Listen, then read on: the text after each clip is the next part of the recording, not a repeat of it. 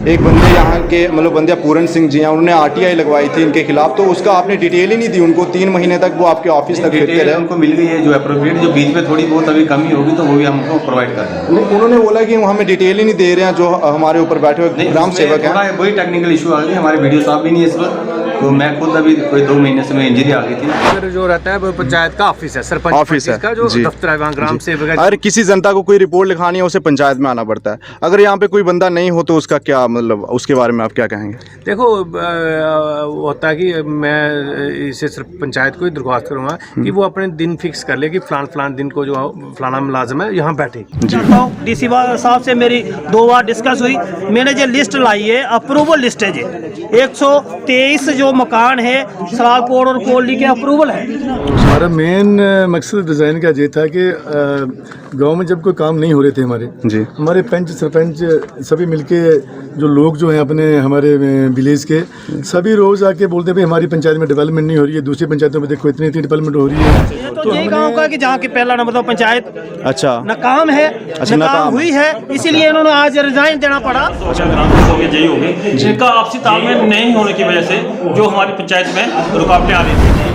जो सरपंच थे उन्होंने अपने अपने मकान बना लिए, ये अप्रूवल लिस्ट जो है वो क्यों नहीं आ रही? जो रिज़ाइन देने का हमारा बड़ा मुद्दा था वो ये था कि जो अभी मुलाजिम थे वो प्रॉपर वे से काम नहीं कर रहे। सभी जा रहे हैं। अगर देना है, अगर नाटक करना है रिजाइन का तो भाई मैं नहीं जाऊंगा। मैं दिहाड़ी लगा रहा हूँ, अपना ट्रैक्टर चला रहा हूँ, कुछ भी कर रहा हूँ, तो मैं नहीं जाऊंगा अगर सिर्फ लोगों को दिखाने के लिए रिजाइन देना है। सर, आम जनता की तरफ से एक मतलब इशू आ रहा है, प्रश्न आ रहा है कि कह रहे हैं कि इन लोगों ने यहाँ से मतलब जो बनाना था खा पी लिया, अपना सारा सिस्टम, तो अब रिजाइन दे रहे हैं लास्टली जब इनके पास कुछ बचे ही नहीं है, अपने मकान घर भरने के बाद ये रिजाइन दे रहे हैं। कुछ ऐसा है जहाँ ये सिर्फ अफवाह है? जितना पंचायतें ठीक चल रही थी, सब पंच सरपंच भी काम करते थे जी। इस दफ़ा कुछ ठप साथ देखा मैंने, तो मैंने किसी को पूछा भी नहीं। शपथ राजनीति का एक ऐसा शब्द है जो कि नेताओं का सहयोगी है, जो कि नेताओं को जनता के बीच में एक विश्वास दिलाता है कि जनता इतना विश्वास करती है उन नेताओं पे। जब नेता लोग अपनी पोस्ट पे आते हैं, अपने ओहदे पे आते हैं, उससे पहले शपथ लेते हैं कि मैं शपथ लेता हूं जब तक इस ओहदे पे रहूंगा मैं जनता की सेवा जी जान से करूंगा। लेकिन वो जी जान कहां चली जाती है ये मेरे को समझ नहीं आती। वो लोग इतने विश्वास के साथ शपथ लेते हैं जनता की सेवा के लिए, जनता उन्हें वोट देकर इलेक्शन में जिताती है, एक नेता बनाती है, लेकिन वो नेता शपथ लेने के बाद जनता को ऐसे लूटते हैं कि जनता का विश्वास क्या, जनता को खाक करके जाते हैं। हम जनता विश्वास करते हैं नेताओं पे कि उसमें शपथ ली है वो हमारे लिए काम भी जरूर ईमानदारी से करेगा, लेकिन वो काम ईमानदारी से नहीं, वो जनता को लूटने के बाद वो जनता को छोड़ के चले जाते हैं। कुछ इसी तरह का वाकया हमारे सामने आया है। जो पिछली वीडियो आपने देखी उसमें आपने देखा कि पंचायत में इस्तीफा दिया जा रहा है। सलाल कोटली की पंचायत में जितने भी हमारे पंच और सरपंच हैं इनकी तरफ से इस्तीफा दिया जा रहा था। वो क्यों दिया जा रहा था? आखिर हम वहां पे पहुंचे, हमने बातचीत की, तो इस्तीफा देने का रीजन हमारे सामने आया। यहाँ पे एसीडी सर पंचायत घर में आते हैं, बोलते हैं कि नहीं दो इस्तीफा। क्या बातचीत हुई आइए जानते हैं इस वीडियो में। बड़े आदमी हो तो आपने सभी को, छोटे बड़े सभी को देखना है, ठीक है। अगर विक्रम चलाता है पंचायत तो इसको करवा। सर हम फिलहाल विक्रम को ही बोलेंगे क्योंकि थोड़ा विक्रम के साथ शायद इसका तालमेल इसका भी बन जाए, काम होना स्टार्ट हो जाए। अब सारा पूरा पानी फेर दोगे, सभी बदल दोगे, फिर तो 3 में से 3 बंदे नहीं पसंद आए दोबारा फिर आप बोले ये भी। तो ये है कि विक्रम पर एतवार आपका मेरे लगता है कंसेंसस बन रहा है, अगर ये चला सकता है तो साथ में मुझे मैं काम करता हूँ टीम वर्क सर, मुझे थोड़ा जीआरएस को अच्छा ही चाहिए सर। ऐसे में काम नहीं सर, ये लड़की का काम कर पाएगी सर, मुझे कोई अच्छा पता चाहिए सर। मैं यार ये लड़की जो रोड साइड पंचायतों में लगी है, कहीं पीछे जाना पड़ेगा सर। ऑफिस में सर आप सब इसको किसने जो पहले वो जीआरएस को चेंज किया वो किसने किया है? वीडियो साहब ने चेंज किया। वो आपने चेंज करवाया या वीडियो सर? वीडियो साहब ने चेंज किया हुआ है, दिखलाया है, सब लोगों ने बोला होगा तभी चेंज कराया था। ऐसे को सुनो, इसके ऊपर एलिगेशन लगाना है, सच्चाई पे आओ ना, जो सच्चाई चाहिए सर। नए लोग खुश थे उसके ऊपर, सीधी सी बात है। हैं? उसमें कोई- तो फिर किसको देखो ना, कहो? मैं हम देखो कोई पीठ के पीछे देखो ना, एक आप पर जिस पे नाखून से वो गया, अब दूसरी है ना, अब तीसरी की क्या इनके साथ हमें कोई पाला पड़ा नहीं अगर हमें कोई वो नहीं है सर, हम कल जैसे 15 साल से हमारा वही बुरा हाल रहा है भाई, जैसे 2-3 साल में और भी बुरा हाल रहा है ना, हम तो चले जाएंगे, हमें कोई बात नहीं। देखो ना सर आप ये अपनी पंचायत में देखो तो काम हो क्यों नहीं रहा है? विक्रम मेन मकसद क्या है? विक्रम का विक्रम का एक महीना इसको भी देते हैं, हो सकता है इनका टीम एसीडी सर आते हैं, समझाते हैं सरपंचों पंचों का ये मानना है कि स्कीमें नहीं आती, सरकार की तरफ से कुछ स्कीमें नहीं आ रही, मतलब कि कुछ भी नहीं हुआ, मतलब अब ये रिजाइन देंगे। तो जब हमारी एसीडी से बात होती है तो एसीडी सर क्या बोलते हैं यहाँ पे आप इस रिपोर्ट में? तो सर आप थोड़ा सा बताएंगे क्या इशू चल रहा है, यहाँ पे आए हैं आप, क्या मतलब मुद्दा है आपका यहाँ आने का? एसीडी सर हैं आप, तो क्यों आज यहाँ पे आए? मैं सबसे पहले आपको बताना चाहूँगा कि 3 दिन पहले यहाँ के सरपंच साहब और पंचायत के पंचीज नॉमिनेटेड पंचीज थे, वो मेरे पास दफ्तर में आए थे। जी बिल्कुल। तो उन्होंने कहा था कि हमारे पंचायत कोई स्मूथ नहीं चल रही है, कोई इश्यूज़ हैं पंचायत के। अच्छा, इश्यूज चल रहे हैं। हाँ, तो जैसे पंचायत चलनी चाहिए वैसे नहीं चल रही जी। तो इसीलिए हमारे इसी संदर्भ में मेरी इनसे कमिटमेंट हुई थी कि मैं तो 2-3 दिन में पंचायत में आऊँगा, टूर करूँगा, बैठ के बात करेंगे, जहाँ इनकी यहाँ हमारे पंचीज भी होंगे, बाकी पंचायत के रहने वाले जो आम लोग हैं वो भी होंगे, जी मिल के बैठ के जो भी पंचायत के इश्यूज़ होंगे, इन्होंने कहा था कि हमें रूरल डेवलपमेंट, पीडीडी, पीएचई हर डिपार्टमेंट के इश्यूज़ हैं। जी बिल्कुल। तो मैं आज यहाँ पर मीटिंग हुई, उसमें इन्होंने अप्राइज़ भी करवाया कि हमारे क्या इश्यूज़ हैं, तो जो भी इनका मतलब उचित जो इसका हल होगा वो इसका निकालेंगे, ताकि जो पंचायत के लोगों को, क्योंकि आज के टाइम में 3 टियर सिस्टम इस्टेब्लिश हो चुका हुआ है। अच्छा, मतलब उसका सर थोड़ा सा एक्सप्लेन करके बताएंगे 3 टियर्स क्या होता है? 3 टियर की आज के टाइम में सरपंचीज हैं, सरपंचीज इलेक्टेड हैं, बीडीसी चेयरपर्सन हैं, डीडीसी हैं कॉन्स्टिट्यूंसी पर, तो 3 टियर जो पंचायत के मुकम्मल हैं, तो उसके बावजूद आज पंचायतों को बड़ी इंपॉर्टेंस है, पंचायत को सशक्त करने की कोशिश की जा रही है हर मरहले में। तो उसके जो भी इनका मुश्किलातें होती हैं उसको हल करना पड़ता है, इसको हल के लिए इनकी बात सुनी मैंने आज, तो जो भी इनका उचित जो होगा जो है भाई, हम इनको 1-2 दिन में उसका डिसीजन लेके पंचायत, ताकि इनको कोई उसमें आगे वाली पंचायत को दुश्वारी ना आए। अदर एरियाज़ में मैंने देखा, अदर पंचायत में मैंने देखा बहुत सारी स्कीमें आती हैं, आवास योजना आ रही है, बहुत सारी और भी स्कीमें आती हैं, ऊपर से आती हैं, ठीक है। यहाँ पंचायत में स्कीमें क्यों नहीं आती है? ये इनका भी मानना है, जो हमारे सामने सरपंच पंच खड़े हैं, ये इनका यही बोलना है कि यहाँ पे कोई स्कीम ही नहीं आ रही है, तो फंड ऐसा नहीं है। मैं आपको बताना चाहूँगा, आज की डेट में जो गवर्नमेंट की फंडिंग है पंचायतों के लिए, वो 250 से 300 गुना ज़्यादा हो गई है, जो पहले कुछ सालों में होती थी। आज के टाइम में पूरे डिस्ट्रिक्ट का पहले 300 करोड़ रुपए का बजट होता है, और आज की डेट में पूरे डिस्ट्रिक्ट का बजट है 12.5 करोड़। आप लगाओ 1250 करोड़, तो आज देखो 4-5 गुना जो हुई है, वो बल्कि फंडिंग ज़्यादा फंडिंग पैटर्न बना है। तो अब इसको डेवलपमेंट करवाना है, ये पंचायतों और डिपार्टमेंट ने मिलके इसको करवाना है। जी सर, आवास योजना के बहुत सारे मकान ऐसे आए अदर पंचायत में, वो रेडी भी हो गए हैं, मतलब लोग रहने भी लगे हैं वहाँ पे, लेकिन यहाँ पे एक भी मकान नहीं बना है। ऐसा क्यों सर? हमारी पंचायत के साथ ऐसा क्यों? बात है कि जो पंचायत को मकान मिलता है किसी को, वो 2011 में सोशियो इकोनॉमिक कास्ट सेंसस सर्वे हुआ जी, वो एक सर्वे एजेंसी थी, उसने सर्वे किया था, और जो मुस्तहिक लोग थे उनको घर मिला। ये नहीं कह सकते, हमारे डिस्ट्रिक्ट में उससे 9763 केसेस हैं। अच्छा, जो पूरे लोगों को PMAY के तहत अभी पिछले 3-4 दिन में हमने 550 लोगों को PMAY में इंस्टॉलमेंट्स दी हैं। वो जो तकरीबन बनी है, वो 3 करोड़ का पैसा डिसबर्स किया। अब बात है, अब वो उसके बाद अब नॉन-सेक का सर्वे हुआ है। नॉन-सेक सर्वे में हमारे ज़िले के 29,000 घरों का सर्वे है, उसमें 29,000 लोग हैं जो PMAY की जिनको जरूरत है। और हमने सबसे पहले उनकी आधार सीडिंग करवाई थी, कि उनका आधार सीडिंग करवाए, तो क्योंकि आजकल कई बार गोस्ट बेनिफिशरी भी होता है, तो आधार लिंकेज से पता चल जाता है कि इसने पहले तो नहीं बेनिफिट लिया। दूसरा, अब उसके साथ साथ ही जॉब कार्ड मैपिंग चल रही है।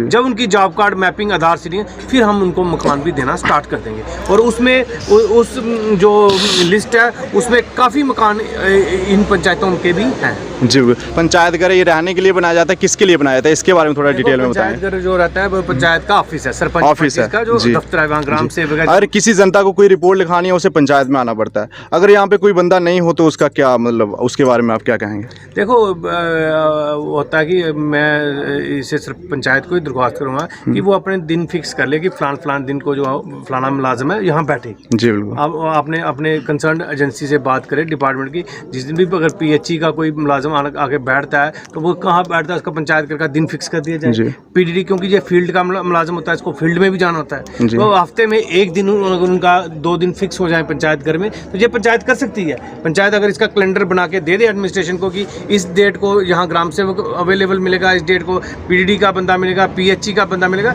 तो वो उस पर मुझे नहीं लगता कि किसी को कोई आपत्ति होगी। ऐसा है नहीं ना, यहाँ पे जो भी जनता यहाँ पे आती है रिपोर्ट लिखवाने, कुछ इश्यूज होते हैं लोगों के, लेकिन यहाँ पे कोई दिखते ही नहीं है और यहाँ पे सामान भी ऐसे बेकार पड़ा हुआ है। हमारा जनता का कसूर है या फिर किसी नेता सरपंच का कसूर? आपने ये बहुत अच्छा बात की जो ये हमारे संज्ञान में लाया, तो मैं सरपंच साहब मेरे साथ हैं, पंचायत में इनको भी अर्ज करूंगा कि इसमें एक ऐसा सिस्टम बनाए तो इसको पंचायत को पब्लिक के यूटिलिटी के काबिल इसको बनाया जाए। और सर एक और इशू है, यहाँ पे बताया जा रहा है लोगों की तरफ से कि जो भी ऊपर से स्कीमें आती है, कुछ मतलब किसी का रास्ता आ रहा है, किसी का कुछ आ रहा है, डंगा आ रहा है वगैरह वगैरह, बाथरूम्स, तो वो उन्हीं को दिए जाते हैं जो स्पेशल लोग हैं, कुछ स्पेशल लोग हैं। मतलब मैं बोलना नहीं चाहूँगा, लेकिन इनके पास ऑलरेडी सरकार से वो मतलब 80-80 हज़ार उनकी इनकम भी है पहले से सरकार से, तो उन्हीं को वो स्कीमें दी जा रही हैं और आम जनता ऐसे रो रही है, तड़प रही है। मैं बताना चाहूँगा कि जो आज प्लानिंग का प्रोसेस है, प्लानिंग का प्रोसेस है, वो पंचायत खुद बनाती है। प्लान जो अपनी ज़रूरतों के हिसाब से होता है, जो ज़रूरतों के हिसाब से होता है,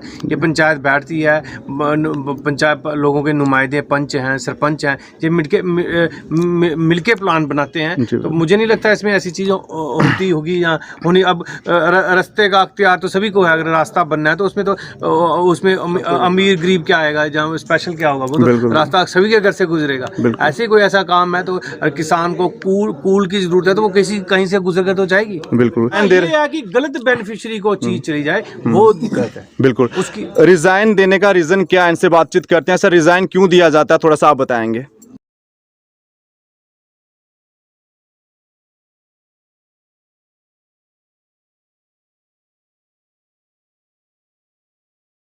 इसका रिजाइन देने के कई कारण हो सकते हैं। हाँ सर, थोड़े से मुख्य कारण बता दीजिए, खाली 2। मुख्य रिजाइन देने के कारण यही होता है कि बंदा काम करने में खुद भी असमर्थ होता है जी। किसी की जॉब लग जाती है, वो कहते हैं मैं नहीं रहना चाहता हूँ, जहाँ वो जहाँ परेशानी हो, कोई परेशानी, तो ये है कि पर हर चीज़ का एक हल है जी, हर मुद्दे का हल है। सर रिजाइन के मेरे ख्याल से कारण ये होता है कि कोई सिस्टम नहीं होता वहाँ पे, एक सिस्टम नहीं होता है वहाँ पे एक सही तरीके। जैसे हम स्कूल जाते हैं तो स्कूल में टीचर्स होते हैं, बच्चे होते हैं, सुबह इतने बजे ये करना है, आधे घंटे के बाद ये एक सिस्टम होता है, तो यहाँ पे कोई सिस्टम नहीं है, इसलिए रिजाइन दिया। सर से बात करते हैं। सर आप रिजाइन दे रहे थे, क्या रीज़न है इसका? थैंक यू आर्ट मीडिया का, मैं धन्यवाद करता हूँ आपका।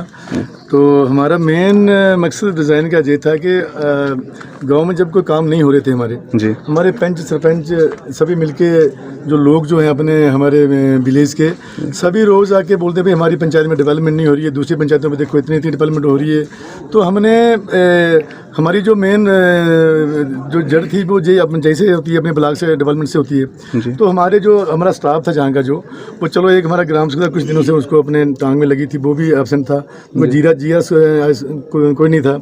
हमारी पंचायत में अब सभी पंचायतों में काम चल रहे हैं, हमारी पंचायत बड़ी है, हमारी इस समय तक कोई काम हमारी पंचायत में नहीं चल रहा है। तो जब हम इनसे बात करते थे ये बोल रहे हैं कि हम अभी पहली बार आपकी पंचायत ऑनलाइन हो रही है, तो ड्यू टू उस वजह से हम थोड़ा लेट हो गए। तो फिर भी हमने एक रिक्वेस्ट की जाके एसडी साहब से, भाई अगर हम हमारे यही हाल रहा अगर, क्योंकि हमें 3 साल अभी हो गए पंचायतें होने वाले हैं और 3 सालों में कुछ हुआ नहीं है। अभी और 2 साल के बाद पंचायतें पूरी हो जानी है, हम लोग ने चले जाना है, लेकिन लोगों को कल हम क्या जवाब देंगे भाई हमारे ब्लॉक में हमारी पंचायत में काम क्यों नहीं हो रहे हैं? सर एक बात, सर 18 सालों से आप यहाँ पे ओहदे पे बैठे हुए, सरपंच के ओहदे पे, क्या 18 सालों से नहीं मिल रहा कुछ भी? नहीं, ऐसा कुछ नहीं है। फिलहाल तो जो फर्स्ट टर्म हमारा था जब तब ठीक था, दूसरी बार भी कुछ ठीक था, इस बार थोड़ा सा क्या हुआ है कि जो गवर्नमेंटें हमारी भी डिजॉल्व हो गई हैं, ड्यूटी वगैरह बन गई है, जहाँ किसी की सुनाई कहीं कोई है नहीं है। जब बात नहीं कह रहा हूँ कि हमारे डिपार्टमेंट की बात, अपने डिपार्टमेंट की बात करता हूँ मैं, हमने जब हमें जो दिक्कत आई तो हम एसीडी साहब के पास गए, तुरंत हमने उनको एक बार थोड़ा चैलेंज किया, बोला जाके, दूसरी बार उन्होंने बोला भी हमें टाइम दो थोड़ा सा। हमने रिजाइन इवन के डीसी साहब को नहीं दिया जाके, हमने लिख के चिट्ठी एक हमने एसीडी साहब को दी थी, मैं सर अगर हमारी पंचायत की यही हाल रही अगर तो हम अपना रिजाइन दे देंगे।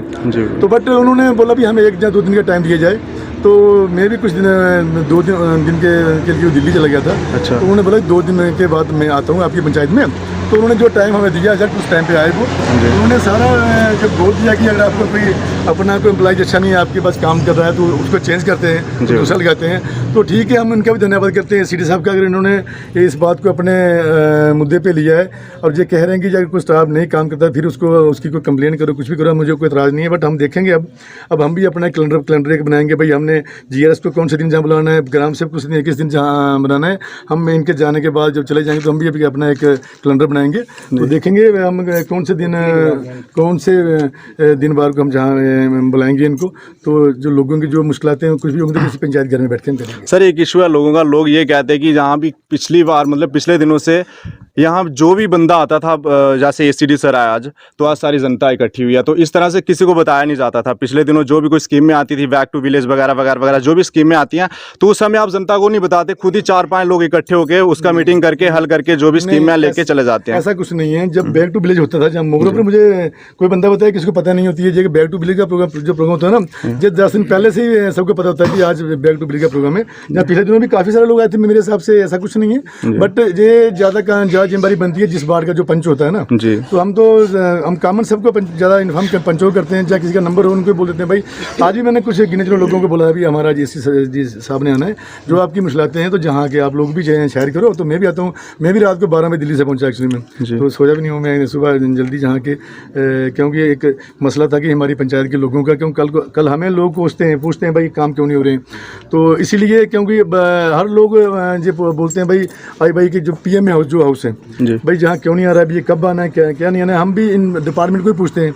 अभी पिछले कुछ इलाकों में जो पिछले PM हाउस हैं, जब तक वो ख़त्म नहीं हो जाएंगे तो उसके बाद ये शुरू होंगे। और कुछ हमारे जहाँ के कम से कम 60% लोगों के जो ऑनलाइन नहीं हुए हैं, हमने पिछले दिनों में कुछ ये कराया था सर्वे, जिनके मैंने ऑनलाइन कुछ हुए हैं, तो हम एसडी साहब को ये रिक्वेस्ट करेंगे जो जिन लोगों के नहीं अभी जो ऑनलाइन मकान हुए हैं, तो जब भी कोई ऊपर से इनकी जो खुलती है अपनी जो लाइन खुलती है, तो जिनका सर्वे किया जाए तो इनको भी मकान मिलने चाहिए। जी सर एक इशू आखिरी मैं आपसे पूछूंगा प्रश्न। सर जनता का ये मानना है कि जितना फंड आता है उससे आधा भी नहीं लगता है, यहाँ पे जो स्कीमों में जितना फंड आता है उससे आधा भी नहीं लगता है। ये क्या रीज़न है? ये सच्ची बात है। हम उसी के सिलसिले में अब डिस्कस कर रहे हैं, जैसे कि अभी काम हमारे अभी शुरू हो रहे हैं। अभी काम हमारे आज से कोई डिमांडें लगेंगी तो हमारा 31 मार्च तक जो हमारे कार्ड भी लग सकते हैं, 90 डेज हो सकते हैं। जब हमारा जो आज हम अपनी डिमांड लगाएंगे तो लगेगी 15 मार्च को, तो फंड्स कहाँ से पूरे होने, 15 दिनों की डिमांड के साथ तो ये काम खत्म नहीं होंगे ना। तो बाकी यही बात है कि हमारे टाइमली अगर हमारी ये लग जाए, डिमांडें लग जाएँ टाइमली, जो अगर इनके अकाउंट में पैसे आना शुरू हो जाए तो काम हो सकते हैं, ऐसा कुछ नहीं। जी सर बहुत बहुत धन्यवाद। इनसे बात करते हैं। सर आप बताएंगे, आप भी यहाँ पे 1 नंबर वार्ड के पंच है सर, तो क्या आप भी रिज़ाइन दे रहे थे? क्या दिक्कत आ रही है, क्या परेशानी आ रही है सर, थोड़ा बताएंगे। जी मैं आपका शुक्रिया अदा करना चाहता हूँ। हाँ, जो रिज़ाइन देने का हमारा बड़ा मुद्दा था वो ये था कि जो अभी मुलाजिम थे वो प्रॉपर वे से काम नहीं कर रहे हैं, ठीक है, ये कारण था। और इसी के चलते फिर हम एसडी के पास गए, उन्होंने साहब से हमने रिक्वेस्ट की कि हमारी ऐसी दिक्कत है। और सबसे बड़ी दिक्कत तो ये है कि हमारे ब्लॉक का जो हेड है BDO, वो हमारे BDO साहब हमारे वहाँ पर नहीं है, क्योंकि वो उनको ट्रांसफ़र कर दिया गया है और जो उनके पास लॉगिन ID होती है तो वो भी उनकी बंद कर दी गई है। जब हमने प्रॉपर वे में जानकारी ली कि हमारे काम किस वजह से रुके हुए हैं, कहाँ तक पहुँचे हैं, फिर हमने ग्राउंड से लेके ऊपर तक पूरी एक जांच की। और जब जांच की उन्होंने बोला कि BDO के एंड है, उस पे उनकी लॉगिन ID पे हमारे काम रुके हुए हैं और उनको ये काम अप्रूव करने हैं, ठीक है। फिर हमने पूछा कि उनको BDO साहब को फ़ोन किया तो बोले कि मेरी ID बंद हो गई है, मेरी ट्रांसफ़र मोहर हो चुकी है। फिर हम ACD साहब के पास गए, उनको पूछा कि हमारा BDO वहाँ पे क्यों नहीं है, आप उनको अपॉइंटमेंट करें, जहाँ तो आपने अगर ट्रांसफ़र किया उनको तो उनको आईडी क्यों नहीं दी, जहाँ तो आपने उन कोई भी था अदर को चार्ज क्यों नहीं दिया, ये कारण था हमारा ये स्टेप उठाने का। जी जी सर, बहुत बहुत धन्यवाद। तो इनसे बात करते हैं, यहाँ के मतलब मुखिया एक तरह से रह चुके हैं, पुराने रिटायर भी हो चुके हैं यहाँ से। तो सर आप स्थानीय यहाँ के रहने के निवासी हैं, तो आप बताइए क्या यहाँ पे सिस्टम ठीक था इन लोगों का या नहीं था, क्यों रिज़ाइन दे रहे हैं सर, इसका क्या रीज़न है? मैंने तो शुरू से ही ये देखा है कि पहले तो काम काज 2 दफ़ा पंचायत के इलेक्शंस हुए, हम शामिल थे इस काम में जी। तो पंचायतें ठीक चल रही थी, सब पंच सरपंच भी काम करते थे जी। इस दफ़ा कुछ ठप साथ देखा मैंने, तो मैंने किसी को पूछा भी नहीं, लेकिन इतना ज़रूर सुना मैंने कि फंड्स जो हैं वो मिलते नहीं हैं। अच्छा। जो बिल बनते हैं वो मिलते नहीं हैं, जो आगे हम रिक्वायरमेंट देते हैं वो हमारी पूरी नहीं होती है जी। तो इसलिए हमारे ये काम जो है रुके हुए हैं। अगर कोई मटेरियल लेकर डाल देते हैं तो वो जेब से डालना पड़ता है। जी जी जी। जब पेमेंट की बारी आती है आधा पैसा भी नहीं मिलता है जी। तो इसलिए ये काम जो है इस दफ़ा तो इसलिए ठप है कि कोई ये कोरोना का भी मसला था, इसकी वजह से भी लेट हुआ काम जी। लेकिन अब की बार मैंने कल परसों से ही सुना है, रात को मुझे नींद नहीं आई। अच्छा। हमने एक अच्छा वर्कर चुनकर सरपंच दिया है, पंच दिए हैं, सब कुछ दिया है, तो उन्होंने क्या रिजाइन दे दिया उन्होंने, तो मुझे बहुत फील हुआ। अच्छा। मैंने कल जाकर कन्फर्म किया नंबरदार जी से। अच्छा। कि ये बात सही है ये गलत है, उन्होंने कहा बिल्कुल सोचा है, तो मुझे फिर भी तसल्ली नहीं हुई। मैंने रैसी में फ़ोन किया, उन्होंने कहा ये बरसट पर दिया था, कैसा हुआ है, तो मैं सोचता था कि मैं इनको मिलूं। मैं फिर गया अमलाथा में पूछने के लिए, तो ये कहीं बाहर गए हुए थे, तो बाकी ये है कि इन्होंने जो स्टेप उठाया है वो ठीक उठाया जी। हाँ जी sir, thank you very much. Sir से थोड़ी बात करें। एक्चुअली मैं रिज़ाइन के बारे में कहना चाहूँगा कि रिज़ाइन हमने लिख कर एसीडी साहब के टेबल के ऊपर रखा था जी। बिल्कुल। अगर हमारे मसले सेट नहीं हुए तो ये हमारी तरफ से जे रिज़ाइन है। हमने जो रिज़ाइन तो एसीडी साहब को नहीं दिया जाता है, जो डीसी लेवल डीसी साहब को देना था हमने, बट जो इनको इनकी नॉलेज में हमने डाला था कि अगर आप लोग हमारी पंचायत में नहीं आओगे, जहाँ जो वर्कर काम कर रहे हैं या नहीं कर रहे हैं उनको नहीं आप खींचोगे, तो हमारी तरफ से जे रिज़ाइन। तो उसके उस पर वो उतरे बेचारे आए, वो हमारे मेरी पंचायत में आए वो, तो चलो उन्होंने कोई ग्राम सेवक इतनी ठीक नहीं लगा, कोई जे ठीक नहीं लगा, लोगों की अपनी जो मनोकामनाएं थी वो उन्होंने बोला भाई आपकी जो चॉइस होगी तो वो दो हमें चुन के। तो ठीक है, हमने फ़िलहाल आज की डेट से हमें मीडिया के थ्रू भी मैं कहना चाहूँगा, जो हमारा नया जो अपना ग्राम सेवक है विक्रम सिंह और बिक्की, जो हमारे चार के मुड़ के रहने वाला है, GRS जो लड़की है हमारी अनाज से, हमारी अपनी लड़की है ये भी, तो आज से जे अपनी पंचायत में काम करेंगे, तो हम इनको समझा देंगे कि आपने कौन से दिन को जहाँ बैठना है पंचायत में, कौन से दिन में फील्ड में जाना है। जी बिल्कुल, बहुत बहुत धन्यवाद। तो इनसे बात करते सर, क्या आप भी रिज़ाइन दे रहे थे क्या? धन्यवाद दीपू जी।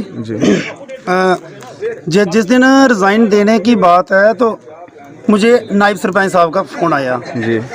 जब मुझे उनका फ़ोन आया कि हमने रिज़ाइन देने के लिए जाना है जी, तो मैंने उनको फ़ोन पे सीधे तौर पे बोल दिया था कि अगर रिज़ाइन देना है तो मैं अपनी दिहाड़ी तोड़ के आता हूँ, तो रिज़ाइन दे चलो देने के लिए सभी बोल रहे थे, सभी जा रहे हैं जी। अगर देना है, अगर नाटक करना है रिज़ाइन का, तो भाई मैं नहीं जाऊँगा। मैं दिहाड़ी लगा रहा हूँ, अपना ट्रैक्टर चला रहा हूँ, कुछ भी कर रहा हूँ, तो मैं नहीं जाऊँगा अगर सिर्फ लोगों को दिखाने के लिए रिज़ाइन देना है। सर आम जनता की तरफ से एक मतलब इशू आ रहा है, प्रश्न आ रहा है कि कह रहे हैं कि इन लोगों ने यहाँ से मतलब जो बनाना था खा पी लिया अपना सारा सिस्टम, तो अब रिज़ाइन दे रहे हैं लास्टली, जब इनके पास कुछ बचे ही नहीं है, अपने मकान घर भरने के बाद ये रिज़ाइन दे रहे हैं। कुछ ऐसा है जहाँ ये सिर्फ अफवाह है? जितना मुझे मैं उतना बताऊंगा, जितना मेरे पास जानकारी है उतना मैं आपको बताने की कोशिश करूंगा। मैं वार्ड नंबर 6 का पंच हूँ, पंचायत सलाल कोटली से 3 साल हो गए पंच बने हुए। हमारा जो ईयरली हर साल में क्या होता है, 3-4 काम जो नरेगा के आते हैं, उसके अलावा जो हमारे फंड्स आते हैं, बैक टू विलेज का हो गया, 14 FC हो गया, 15 FC हो गया, हमारे जहाँ पे प्रॉपर तरीके से 7 पंच और सरपंच साहब नायब सरपंच जहाँ पे बैठते हैं, पंचायत घर में बैठते हैं, बैठ के सभी अपना मतलब एक रेजुलेशन डालते हैं। उसके बाद अगर हमारा 1 लाख रुपए का भी कोई काम होगा, वो भी हम जहाँ पे 7 पंच साइन करते हैं, उसके मैं इस चीज़ का सरपंच साहब को दोष नहीं दूंगा, नायब सरपंच को दोष नहीं दूंगा, किसी पंच को दोष नहीं दूंगा, क्योंकि हम जहाँ पे रेजुलेशन डाल के काम करते हैं। ठीक है। रही बात जो डिपार्टमेंट की तरफ से, जहाँ पे हमें काफ़ी सारी परेशानियाँ आ रही हैं, क्योंकि जो हमने पुराने काम किए हुए उनकी पेमेंट नहीं। आज भी जहाँ पे एसीडी साहब के साथ जब बात हो रही थी, तो जहाँ पे एक चीज़ नई क्लियर हुई है कि हमारी पंचायत 20% आउटपुट दे रही है। 20%। अच्छा, तो बाकी की पंचायतें देख रहे हैं जो हमारे पास जो नया अभी लगाया जहाँ पे ग्राम सेवक लगाए हैं उनकी 83% है, हमारी 20% है। खुद ही आप आइडिया लगा लो हमारे। सर आउटपुट के बारे में थोड़ा एक्सप्लेन करके बताना। आउटपुट मतलब फील्ड में जो वर्क हो रहे हैं उसका आउटपुट कितना जा रहा है? 20%। जी मैं आपको बताऊंगा। मतलब ऊपर से फंड भी आ रहा है या अपने से काम हो रहा है? मैं आपको बताऊंगा, मैं आपको एक छोटी सी एग्जांपल दूंगा अपनी बाढ़ की। इस साल मेरी बाढ़ में आया 5 लाख रुपए का नरेगा वर्क आया हुआ है, ठीक है। अभी देख लो आप, ये चल रहा है हमारा अक्टूबर नवंबर आने वाला है, ठीक है। ये भी निकल जाएगा जब लास्ट में मार्च महीना स्टार्टिंग में आता है ना। मार्च महीने में जो हमारी सूद लेते हैं ढूंढते हुए, पंच कहाँ है, सरपंच कहाँ है, डिमांडें लगानी है। हालांकि डिमांडें हमारी 3-3 महीनों से बनी हुई अपनी गाड़ियों की डिक्की में पड़ी हुई है। काम की हमारे पास लिस्ट पहुंच चुकी है, वर्क कोड पहुंच चुके हैं, हमारी डिमांड नहीं लगा रहे, एक्सेप्ट नहीं कर रहे हैं, जनरेट नहीं कर रहे हैं। फिर आप बताओ मुझे, अगर 10 मार्च से हमारी डिमांड लगाते हैं, 31 को क्लोज करना होता है, काम होता है हमारा 1.5 लाख 2 लाख रुपए का, पेमेंट बनती है हमारी 20 या 30 हजार रुपया। तो अगर हम उस काम को करें तब भी फंस गए, नहीं करें तब भी बस वही आउटपुट हो गई जी। मतलब 1.5 लाख के काम में 20,000 रुपया लेबर पेमेंट हो रही है। कितना पैसा हमारा लैप्स हो गया उसमें। तो सर इसके लिए आप लोगों को मिलकर एडमिनिस्ट्रेशन के पास जाना चाहिए, तो आप क्यों नहीं जाते? सर यही तो एडमिनिस्ट्रेशन यही तो चल रहा है, इसलिए जा तो हमारे रिजाइन एक्सेप्ट करो, तो जा हमारा काम करो। ये सर इसी साल हुआ या हर साल ऐसा होता है? लगभग मैं 3 साल से पंच बना हुआ हूँ, मैं तो 3 साल से ही परेशानी देख रहा हूँ कि ये परेशानी है। डिपार्टमेंट हमारे साथ कोई कंप्रोमाइज नहीं कर रहा है, कोई कोऑपरेट नहीं कर रहा है। मैं एक मुलाजिम को पर्सनल ब्लेम नहीं करूंगा, नीचे से लेकर आज भी हमारे पास एसीडी साहब आए थे। मैं अपनी बात बोलूं तो मैं बिल्कुल सेटिस्फाई नहीं हूं, क्योंकि वो भी आए हमारी पूरी की पूरी पंचायत को लॉलीपॉप दे के चले गए, ढंग से एक भी बात नहीं सुनी उन्होंने, ठीक है। बस देखते हैं जी आगे के 2 साल बचे हैं क्या होता है। अगर ऐसे ही निकल गए तब भी ठीक है। और मैं क्लियरली बता देना चाहता हूँ, अगर ऐसा ही रहा ना, जहाँ पे ये तो अपना रिजाइन दे ही रहे हैं, नेक्स्ट टाइम में पहले सरपंच पंच की इलेक्शन लड़ने से पहले ना हम 100 बार सोचेंगे, क्योंकि लोगों को जवाब देना होता है। पब्लिक की सर्विस के लिए पंच सरपंच बने हैं जी, बिल्कुल ये सर्विस है। आप पहले जब एसीडी साहब को आप पूछ रहे थे स्कीमें इंप्लीमेंट के बारे में, सर PMAY की जो स्कीम है, ठीक है, हमारे इधर आधी पंचायत के सर्वे किए, आधी पंचायत के सर्वे नहीं किए हैं। तो उसके बाद मतलब ओवरऑल जब किसी भी स्कीम की बात की जाती है ना, ऊपर से गवर्नमेंट की स्कीमें जितनी है ना, उसमें से अगर हमारे पास 5-10% स्कीमें भी इंप्लीमेंट हो जाए ना, तो भी हम लोग खुश हैं। अगर हमारे पास 21-22 स्कीम भी जहाँ पे इम्प्लीमेंट, जहाँ पे बिल्कुल जीरो है सर, किसी भी लिहाज से देख लो, कोई भी स्कीम, PMAY स्कीम देख लो आप, वाटर की, पानी की हालात देख लो, हमारे बिजली की हालात देख लो, हर लिहाज से किसी भी महकमे की तरफ से हमारी जहाँ पे आके मैं तो रिक्वेस्ट करता हूँ, अगर DC साहब से रिक्वेस्ट करता हूँ कि हमारी पंचायत में विजिट करें, जहाँ के हालात देखें, उसके बाद में फिर वो इसका डिसीजन लें कि हम रिजाइन सही दे रहे हैं या गलत कर रहे हैं। धन्यवाद जी। बिल्कुल, इनका बोलने का मतलब है कि DC सर पंचायत तक आएँ और सिर्फ ऑफिस से लेके DC होम तक, वो मतलब पूरा डिस्ट्रिक्ट नहीं है, उसके अलावा पंचायतों में पूरे आएँ, चक्कर लगाएं, घूमें। और यहाँ पे एक स्थानीय निवासी हमारे, इनसे बातचीत करते हैं, सोशल एक्टिविस्ट भी हैं ये। आप बताइए क्या यहाँ की रीज़न थे, क्यों ऐसा हो रहा है यहाँ पे? सर देखिए, आज हमारे जहाँ एसीडी साहब आए तो उन्होंने हमारे जो स्थानीय लोग हैं उन्होंने पूछा कि आप हमें ये बताएं कि जहाँ की जो 2 पंचायतें हैं, इन पंचायतों में जो आवास योजना के मकान हैं वो क्यों नहीं शुरू हो रहे हैं। और उन्होंने क्या बोल दिया कि 2011 के सेंसस के तहत जो मकान है वो बढ़ाए जा रहे हैं और बाकी वाले बाद में बढ़ाए जाएंगे। सर मैं आपको जो लिस्ट बताना चाहता हूँ, मैं हर बार DC साहब के पास जाता हूँ, DC साहब से मेरी 2 बार डिस्कस हुई, मैंने जो लिस्ट लाई है अप्रूवल लिस्ट है जी, 123 जो मकान है सलालकोट और कोहली के अप्रूवल है। अच्छा, अप्रूवल है? अप्रूवल है। अच्छा। लेकिन जहाँ के जो कोहली पंचायत के हैं 43 है, ये अप्रूवल है, आज से नहीं, ये 6 महीने पहले के अप्रूवल है। लेकिन जो हमारी 2 पंचायतें, इनको बिल्कुल इग्नोर किया जा रहा है। अच्छा। साल की 2 पंचायतें बिल्कुल इग्नोर किस तरफ से किया जा रहा है? पंचों की तरफ से, सरपंच की तरफ से, या एडमिनिस्ट्रेशन की तरफ से? ये तो यही गाँव का कि जहाँ की पहला नंबर पंचायत अच्छा नाकाम है, नाकाम हुई है, इसीलिए इन्होंने आज रिजाइन देना पड़ा। अच्छा, नाकाम है। मैं ये कहता हूँ कि हम खुद हम खुद ये लिस्ट अगर ला सकते हैं तो ये सरपंच बेंच क्यों नहीं ला सकते हैं। हम जहाँ से जम्मू गए, जम्मू से हमने फ़ोन करवाया डीसी साहब से और वहाँ जाके हमने लिस्ट लाई। उन्होंने फिर बाकी वाला डाटा भी हमसे मांगा है कि जल्दी से जल्दी हमें डाटा दिया जाए, मगर हमने कितनी बार इनको बोला कि आप वहाँ जाएं और इस लिस्ट के जो अप्रूवल लिस्ट है इनको जो गांव के लोग हैं इनका पैसा डाला जाए, लेकिन आज तक हमें समझ नहीं आता। जैसे कि हमारे आज जहाँ की GRS 3 महीने से जहाँ लगी है, मगर हमारे जो पंचायत के नुमाइंदे हैं उनको अभी तक पता ही नहीं। सर आम जनता का इशू है कि ये लोगों ने अपने मकान घर बना दिए और उसके बाद ये अब रिजाइन दे रहे हैं, जब कुछ नहीं अब कुछ नहीं बचा। जनता का इशू है, जो सरपंच थे उन्होंने अपने अपने मकान बना लिए। ये अप्रूवल लिस्ट जो है वो क्यों नहीं आ रही है, क्यों नहीं मिल रही है? जो हमारे जहाँ के लोकल जो गरीब लोग हैं इसको तो चलाना चाहिए, इनको तो बनाना चाहिए था ना। अप्रूवल ही ये काम जो है वो ही नहीं कर पा रहे, तो बाकी वालों को कहाँ कर। मतलब ये मुखिया यहाँ के, तो इनके अंदर ही मतलब वो चीज़ होनी चाहिए कि इनको यहाँ से भी छीन के लाना है काम, एडमिनिस्ट्रेशन से छीन के काम लाना है। हालांकि ये चुप करके बैठते होंगे या फिर खुद ही घर भरे होंगे, फिर जनता का नहीं सोचा होगा, अभी नहीं मिल रहा तो उसके तहत ये रिजाइन दे रहे हैं। मैं तो यही कहूँगा, क्योंकि जिन लोगों के अप्रूवल नाम है वो ही नहीं जहाँ पे लाके उनको काम करवाने के लिए सफल हो रहे हैं, तो बाकी वालों का क्या करेंगे। कितनी योजनाएं हैं सरकार की तरफ से, कितनी योजनाएं हैं जहाँ पे ग्राउंड पे देखा जाए। आज मोदी सरकार की तहत से एक गोल्डन कार्ड बन रहे हैं, हमारी गांव के बहुत से लोग हैं वो भी अभी पिछड़े हुए हैं, उनके भी नहीं बन पा रहे। नरेगा की स्कीमें देखिए, PMAY के देखिए, उसके बाद जो कई बार जहाँ पे विजिट भी होता है, बैक टू विलेज भी हुए। हमें नहीं पता लगा आज तक कि बैक टू विलेज के कितने काम थे जहाँ पे शुरू हुए हैं या नहीं हुए, बिल्कुल जीरो है। मुझे तो ये लगता है हमारे जहाँ के सीनियर लोग में ये भी देखते हैं कि सारी हमारी जो कोल्ली पंचायतें बिल्कुल फेलियर है। जी धन्यवाद, बहुत बहुत धन्यवाद आपका बातचीत करने के लिए। तो सर आप रिजाइन दे रहे थे, आखिर क्या रीज़न हो सकता है रिजाइन देने का, क्या मुख्य रीज़न था सर? 1-2 रीज़न बताएंगे। शुक्रिया हेड इंडिया का, मैं बहुत बहुत धन्यवाद करता हूँ जो आज हमारे पास आए इधर अपना कीमती समय लेके। तो ये हमारा दरअसल कोई मेन मसला था कि हमारा काम जो पंचायत में नहीं हो रहे थे, कुछ तो पिछले कोविड की वजह से जो फंडिंग थी उस वजह से नहीं था, कुछ हमारा जो मुलाजिम थे उनका अपने तालमेल नहीं होने की वजह से जो पंचायत में दिक्कतें आ रही थी। क्योंकि उनका तालमेल क्या था, हमारा पंचायत के जो स्टाफ होता है, जैसे GRS हो गया, ग्राम सेवक हो गया, JE हो गए, इनका आपसी तालमेल नहीं होने की वजह से जो हमारी पंचायत में रुकावटें आ रही थी।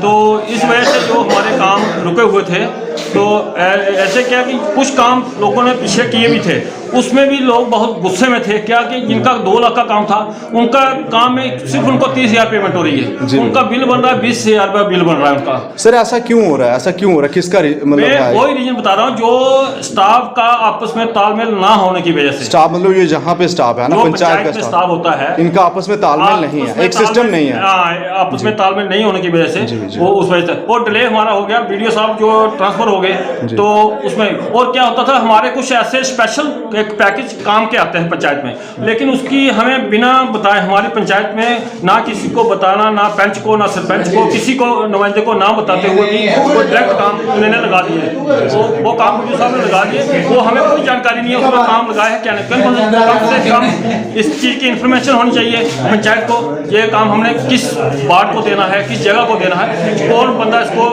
इस काम के लिए ठीक है। तो जी सर आप बताएंगे सर, यहाँ के पंचों का ये इशू है, सरपंच का ये इशू है कि ऊपर जो हमारे GS बैठे हुए हैं उनसे वर्क हमारा कुछ आ ही नहीं रहा, मतलब जो भी स्कीमें आ रही हैं उसका आधा फंडिंग होता है, तो सर उसका क्या रीज़न है, थोड़ा सा बताएंगे आप? एडमिनिस्ट्रेशन की गलती है आपकी या किसी और की गलती है, बताएंगे।